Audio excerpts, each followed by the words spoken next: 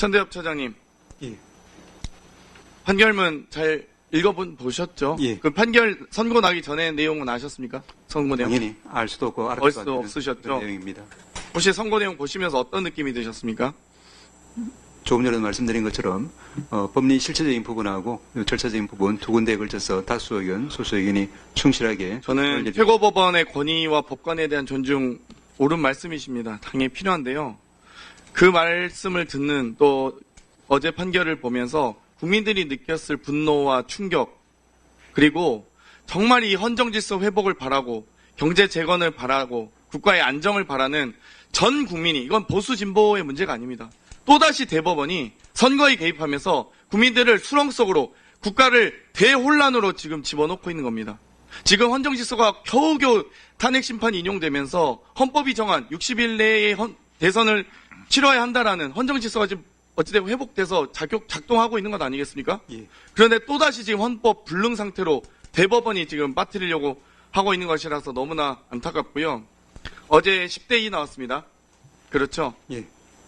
조희대, 오석준, 서경환, 권영준, 엄상필, 신숙희, 노경필, 박영재, 이숙견, 마영주, 다 윤석열 대통령이 임명한 대법관들이죠. 임명은 그와 같은 것으로 알고 있습니다. 그렇죠.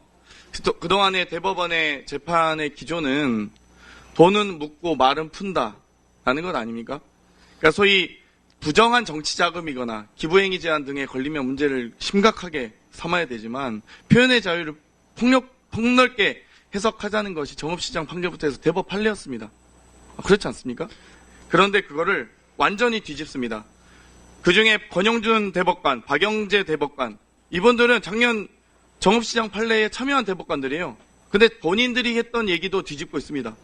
대법관에 대한 전 대법관들 정도 되시면 누가 임명했든지 간에 본인의 양심과 소신에 따라서 정말 최고 권위의 법관 아니겠습니까? 대법관은? 그렇지 않습니까?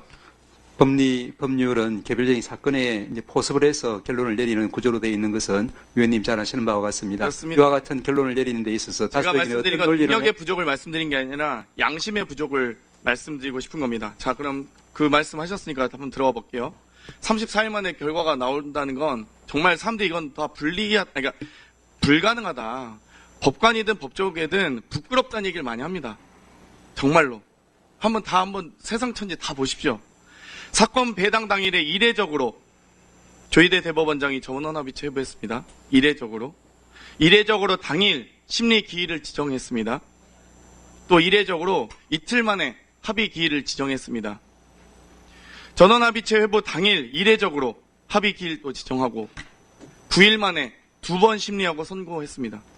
그러면 이 절차와 과정에 대해서 과연 성실하게 절차가 진행됐는지, 그리고 왜 이 사건에 대해서 유독 선거 개입이란 말이 나올 정도로 이례적인 일들이 우연히 겹쳐 있는지를 한 가지 묻고 싶고요. 두 번째는 대법원 전원합의체 심리 절차에 대한 내규가 있지 않습니까? 예. 2조에 의해서 합의기일 10일 전에 지정해야 되고요. 7조에 의해서 이 재판 연구관들이 조사 연구한 결과를 기일 전에 미리 보고하도록 되어 있습니다. 그러면 10일 전에 지정 안 하셨죠?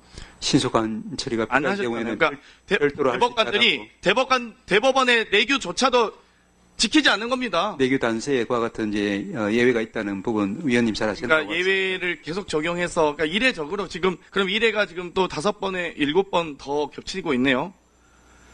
그 보고는 받으셨습니까? 재판연구관의 조사연구 결과?